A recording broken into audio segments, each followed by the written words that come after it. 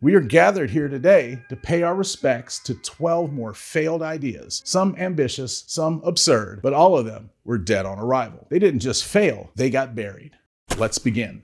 Number 12, the Apple Vision Pro 2024, the $3,500 headset nobody asked for. In 2024, Apple launched something bold, a futuristic headset with eye tracking, hand controls, custom silicon, and an entirely new spatial operating system. They called it the Vision Pro, and they pitched it as the next leap forward, a new kind of computer, a whole new era. And honestly, on paper, it sounded incredible. You could watch movies in a giant virtual theater, see 3D photos floating in midair, FaceTime with digital avatars, and edit documents right in your living room with no mouse or keyboard in sight. Apple wasn't just selling a device, they were selling a vision. Oh, that's why they call it that. But from the beginning, there was a problem. Almost no one bought it. The Vision Pro launched at $3,500, which is basically the price of a used car or a month's rent in most cities. And for that price, it didn't really replace anything. It wasn't a great gaming headset. It wasn't a phone replacement. It wasn't a laptop replacement. It was just a really expensive way to do things that you could already do. And most people didn't want to wear a 5-pound scuba mask just to check their email. Despite the launch fanfare, sales were slow. Analysts estimated only around 200,000 units sold in the first few months. That's minuscule for Apple. By mid-year, production had already been scaled back, and at the end of 2024, they reportedly stopped making it entirely. Some people say it's not a failure, it's just a version 1. That one day, we'll all be using spatial computers and wearing headsets on planes, and maybe that's even true. But right now, Apple spent years and billions of dollars building a headset and then quietly stopped making it after less than a year. If that's not a tech fail, I don't know what is. Number 11, let's talk about a $700 juicing machine. It connects to Wi-Fi, it scans QR codes, and it was completely unnecessary. Juicero launched in 2016 with a bold claim. They were about to reinvent how we drink juice, but not by improving taste, not by lowering cost, but by introducing technology. Lots of it. This sleek device used cold press mechanics to squeeze juice packs with up to 4 tons of force. It only accepted Juicero's own pouches, priced between $5 and $7 each, and every single one came with a unique QR code. The machine would scan the code, check the expiration date, and only then begin the process. The entire system required an internet connection, a smartphone, and a subscription, all just to make juice. Doug Evans, the founder, was a passionate wellness entrepreneur who once lived exclusively on juice. To him, this wasn't a gadget, it was a mission, and investors were convinced. Juicero raised $120 million in funding, including from Google Ventures, Kleiner Perkins, and even Campbell Soup. Then it all fell apart. In 2017, Bloomberg ran a test. They took a Juicero juice pouch and squeezed it with their hands. No machine, no app, just pressure. The result? Identical juice. Sometimes even faster. That one moment changed everything. The internet ridiculed it. Tech publications tore it apart. Juicero slashed the price from $6.99 to $3.99 in a last-ditch effort to try to survive. But it didn't help. By September 2017, the company was shut down. Juicero didn't fail because the product didn't work. It failed because no one needed it. It added technology where simplicity was already perfect, and no amount of engineering could ever fix that. Number 10, 3D TV, when the whole industry lost the plot. Number 10 just isn't one company's failure. It's a moment when every big name in tech jumped on the same bandwagon. Straight off the cliff, early 2010s, James Cameron's Avatar blows up in theaters, and suddenly every TV giant, Samsung, Sony, LG, Panasonic, thinks 3D is the next revolution. At CES, 3D TVs are everywhere. The sales pitch, you'll have mind-blowing movie theater experience right in your living room. But the reality, first you had to buy an expensive new 3D TV. Then came the real deal breaker, the glasses. Bulky, pricey, sometimes battery powered, and often brand specific. Hosting friends, hope you got a dozen pairs. Otherwise, it's musical chairs for the 3D TV. And the content, forget it. A few overpriced Blu-rays, a couple of doomed cable channels, and most 3D was just awkward 2D conversions that looked weird and sometimes gave you a headache. At home, the novelty wore off fast. No one wanted to wear those goofy looking glasses just to watch TV. let alone for a random Tuesday night sitcom. It didn't stop there. Even phone makers caught the fever. Remember the HTC Evo 3D or the LG Thrill? Tech nobody asked for, effects nobody used, and absolutely zero reason to pay extra. If you wanted to see your text in 3 dimensions, you were on your own. Consumers walked away hard. 3D TV sales flopped, inventory piled up. By 2017, manufacturers quietly dropped the feature altogether. Billions wasted, a whole industry blinded by the hype, and nobody really wanted it in the first place. In the end, 3D TV didn't just get buried, it was lowered into the grave wearing those ridiculous glasses, and even then, the view was still flat. Number 9. Coming in at number 9 is a phone that holds a special, if rather embarrassing, record in tech history. We've seen products fail after a year, or even after 6 months. But this one, it barely lasted long enough for the first wave of users to get their carrier bill. This is Microsoft's spectacular $1 billion faceplant, the Microsoft Kin. The year is 2010. Microsoft, struggling to make a dent in the smartphone market, dominated by Apple and Google, had just spent a fortune, reportedly $500 million, buying Danger Inc., the folks behind the T-Mobile Sidekick. Their big plan? Use that talent to build the ultimate phone for the young social generation. What emerged in May of 2010 were 2 devices, the small Kin 1 and the slider Kin 2. They weren't quite smartphones, but they had unique features. The Loop was a home screen, pulling all your social feeds. The Spot made sharing photos and links easy. And the Studio offered a slick cloud backup system. Sounds kind of interesting, right? Here's the killer flaw. Who was it for? It was supposedly for teens, but those social phones had no app store, no games, not even a proper instant messaging app. And for the price, this is where it gets really bad. Despite being closer to feature phones, Verizon insisted they require a full, expensive smartphone data plan, exactly what budget-conscious parents try to avoid. It had the limitations of a basic phone, but the cost of an iPhone. The public reaction wasn't just cold, it was arctic. Sales were reportedly abysmal. Some rumors say fewer than 10,000 units. It was a disaster, and Microsoft pulled the plug with stunning speed, just 48 days after launch. On July 13th of 2010, Microsoft announced killing the Kin 48 days. A $1 billion project gone in under 2 months. A legendary lesson in completely misunderstanding and overcharging your target audience. Number 8, the HP Touchpad.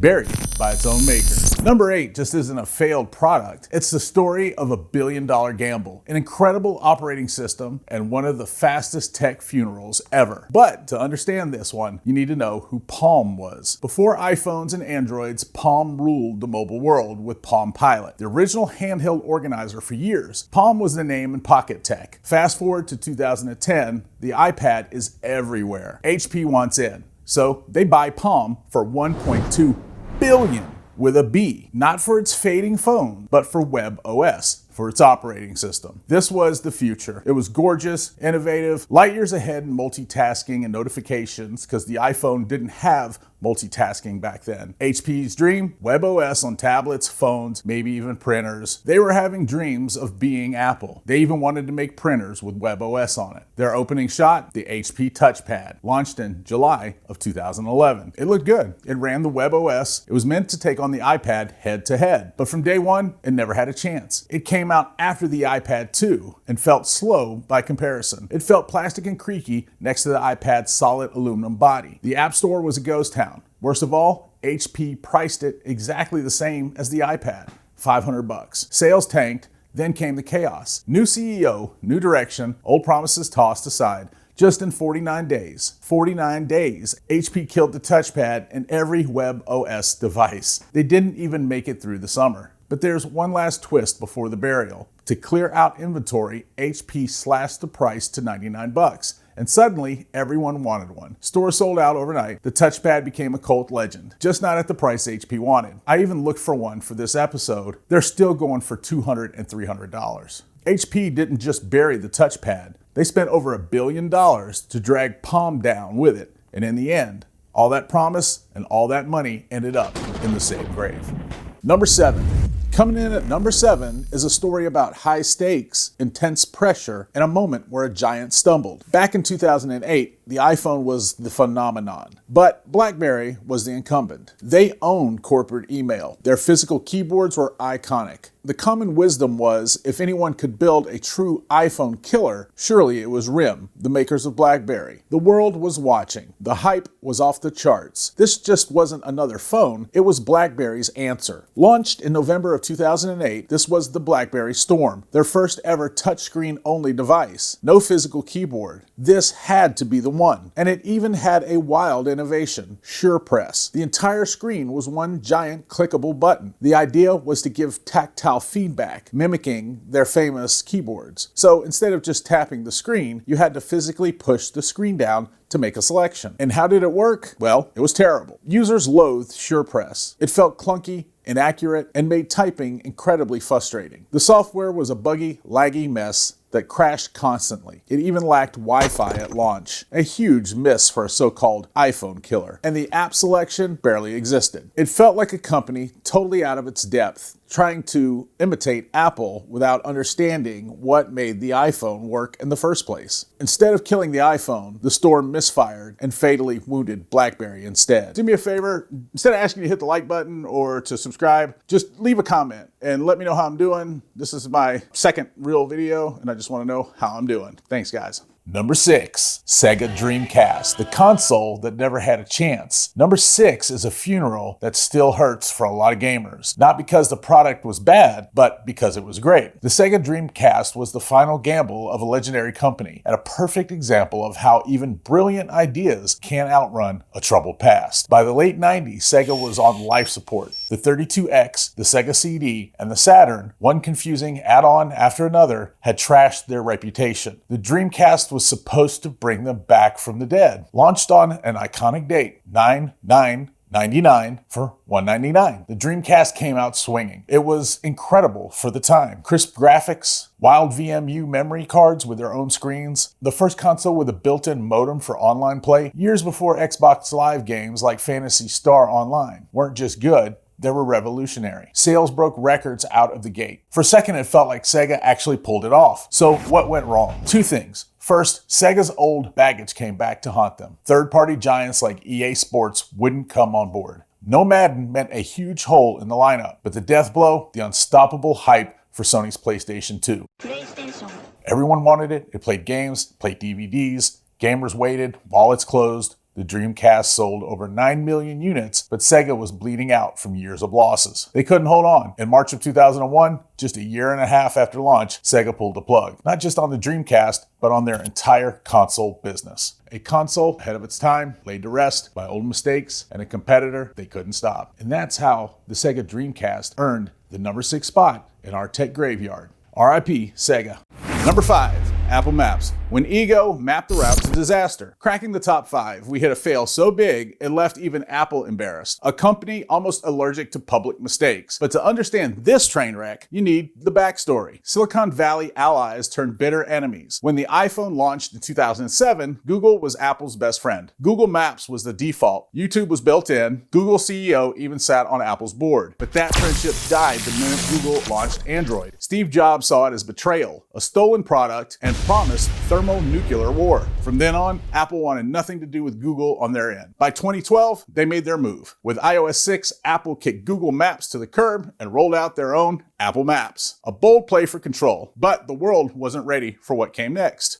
The problems were instant and everywhere. Missing landmarks, broken search, famous sites gone or misnamed. Dublin had a park marked as an airport. The 3D flyover feature, it turned cities into melting nightmares. And it wasn't just funny, it was dangerous. In Australia, drivers ended up stranded in the wilderness after following Apple Maps. Police issued official warnings. The backlash was brutal. For a company built on polish, this was a full-blown PR disaster. Tim Cook had to issue a public apology telling people to use competitors' apps. Heads rolled, and Apple spent years and millions trying to fix it. Apple Maps eventually found its way, but its debut will always be a warning. Rushing into war without your weapons ready gets you buried right here in our Tech Radio. Number 4. Entering our top 4, we tackle the godfather of format wars, Betamax. But we're going to do something important here. As a tech channel, we've got to keep it real. So let's debunk the biggest myth right now. Betamax was not inherently better than VHS. That's right, you heard me. It's a legend, but mostly a myth, often fueled by confusing consumer Betamax with its professional cousin, Betacam, which was a superior broadcast tech. But the home versions both use the same half-inch tape. Both use similar recording principles. At their best standard speeds, any quality difference was marginal, maybe invisible on most TVs back then. So why did one win and one lose, you ask? It wasn't about better tech, it was about different priorities and a smarter business. Sony launched Betamax in 1975, prioritizing a small tape and initially a tiny quality edge over recording time. JVC launched VHS in 1976, prioritizing longer recording times and open licensing. JVC let everyone make VHS players. That meant lower prices and more features. Sony kept Betamax tight, and JVC offered 2 hours of recording while Beta only had 1. That was a real game changer. Sony had to slow Beta down just to compete, and that erased any tiny edge they had in quality. The knockout blow? Video rental stores. They backed VHS, cheaper players, more customers, longer tapes. By the mid-80s, VHS dominated. So forget the myth. Betamax didn't lose because it was better. It lost because JVC's design choices, time over marginal quality, and business strategy, open versus closed, won the market. It's a multi-billion-dollar lesson that understanding customers in the market beats a mythical tech advantage every time. Number 3, we're in the top 3 now, and at number 3, we have a failure born out of fear and envy. Fear from one of the biggest tech companies on earth, Google, that its biggest rival was locking down the social internet. This is Google's billion-dollar white elephant, its forced social network, its legendary ghost town, Google+. By 2011, Facebook was a juggernaut. Google, despite dominating search, was terrified. They saw users spending all their time and sharing all their data on Facebook, and Google needed a piece of that social pie. After earlier stumbles like Orkut, Buzz, Google went all in. Google+, launched in June 2011. Wasn't just an attempt, it was declared the new social layer for all of Google. And it did have some genuinely cool ideas. Circles let you organize friends into different groups before Facebook had good lists, which was arguably a smarter way to share. Hangouts offered fantastic group video chat, so good it actually survived Google+ itself. It looked clean and promised deep integration. This had to work, right? But Google made critical, arrogant mistakes. They tried to force it on everyone. The most infamous example, forcing millions of YouTube users to sign up for Google+ just to comment on videos. It caused a massive, furious backlash. Users felt strong-armed, and beyond a few neat features, many just didn't see a compelling reason to spend time there when everyone they knew was still on Facebook. Despite Google boasting hundreds of millions of users, mostly thanks to bundling it with every other Google product, the platform felt empty. Engagement was notoriously low. Studies suggested many users logged in and immediately logged out. It became the ghost town punchline. Google kept redesigning it, but it never caught on. Finally, after a data vulnerability provided a convenient final excuse, Google shut down the consumer version in April of 2019. Google Plus stands as a monumental failure. It cost Google untold billions of dollars in resources and focus, all to learn a hard lesson. Even with immense power, you can't force a social network down people's throats. It was a colossal miscalculation and a huge strategic default. Picture this. A stainless steel body, going doors, and a promise to revolutionize the entire automotive industry. The DeLorean DMC-12 looked like it drove straight out of the future. But, spoiler alert, it barely made it out of the 1980s. In 1975, John DeLorean, former GM executive and automotive rock star, unveiled his master plan. He wasn't just building another car, he was building the car. Stainless steel construction meant no rust, no paint jobs, no maintenance headaches. Those iconic going doors, pure sci-fi cool. And the performance, well, that's where things get interesting. The DeLorean promised sports car looks with supercar performance. What customers actually got was a car that took 10.5 seconds to reach 60 miles per hour. For context, the Honda Civic from the same era was faster. That's like a baby's toy. The sports car was being outpaced by economy vehicles, but the performance issues were just the beginning. Those stunning gull-wing doors, they leaked. The stainless steel body, it showed every fingerprint and every scratch. The build quality, well, let's just say inconsistent is being generous. Quality control was a nightmare. Cars rolled off the production line with misaligned panels, electrical issues, and mechanical problems that would make a 1970s British sports car blush. The Northern Ireland factory chosen for tax incentives struggled with an inexperienced workforce and a rushed production schedule. Meanwhile, John DeLorean was making headlines for all the wrong reasons, culminating in his 1982 arrest in an FBI cocaine trafficking sting. Though he was eventually acquitted, the damage to his brand was catastrophic. Total production was about 9,000 cars over 3 years. The original price was $25,000. This is heavy. That's roughly 85 grand in today's money. For that price, you could have bought a Porsche 911 or a Corvette and still had some change left over. The company burned through $175 million in investments and government funding before collapsing in 1982. That's nearly $600 million in today's dollars, all for a car that couldn't outrun a minivan. Here's the kicker. The DeLorean became infinitely more famous after the company died than it ever was while alive. Back to the Future turned this automotive disaster into a cultural icon. Suddenly, everybody wanted the car that nobody wanted to buy when it was actually for sale. The DeLorean DMC-12 stands as a perfect example of how cool design can't overcome fundamental engineering problems. It had the looks, the marketing, and the hype, but forgot the most important part, actually being a good car. Sometimes the most spectacular failures teach us more than quiet successes. The DeLorean reminds us that in tech, whether it's cars, phones, or flying cars, execution matters more than vision. So there you have it, the DeLorean DMC-12. It promised to be the car of the future, but couldn't handle the present, though I guess when you're famous for time travel, being stuck in the past is pretty ironic. And here we are, the #1 spot, the most epic tech fail on the list, and this one is a little different. Most of these stories have been about bad ideas, terrible timing, or flawed execution, but this is about calculated lies, massive deception, a multi-billion-dollar fraud that didn't just waste money, it risked people's actual lives. This is the jaw-dropping, almost unbelievable saga of Theranos. Back in 2003, a charismatic Stanford dropout named Elizabeth Holmes founded a company with a promise to revolutionize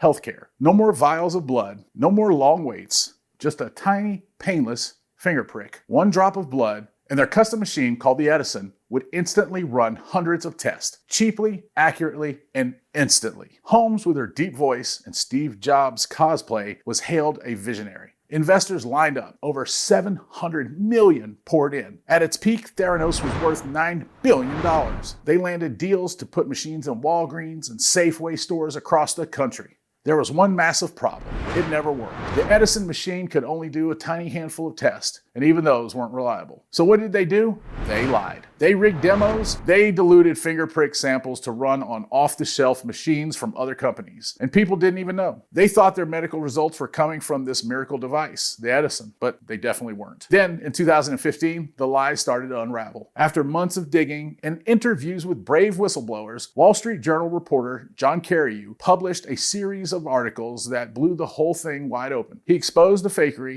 the fraud, and the very real danger to patients. From there, it collapsed fast. Investigations, lawsuits, federal charges. By 2018, the company was gone. Completely dissolved, Holmes and her COO, Sunny Balwani, were both indicted. Both were convicted, and both are now in prison, where they belong. Theranos wasn't just a failed startup, it was a modern tragedy. A story of ambition turning into fraud, of Silicon Valley's fake it till you make it attitude pushed way too far. It cost investors nearly $1 billion, but more importantly, it betrayed the trust of patients who just wanted answers. A truly epic and deeply cautionary tale.